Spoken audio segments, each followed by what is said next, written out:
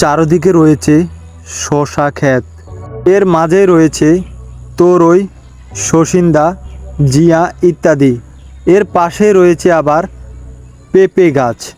এটা হচ্ছে ২০ নং চরমণিমোহন ইউনিয়ন ৮ নং ওয়ার্ডের দৃশ্য, যেখানে অধিকাংশ মানুষই কৃষিকাজ করে থাকেন। এর ভিতরে সবচেয়ে বড় উপাদান রয়েছে এই শসা।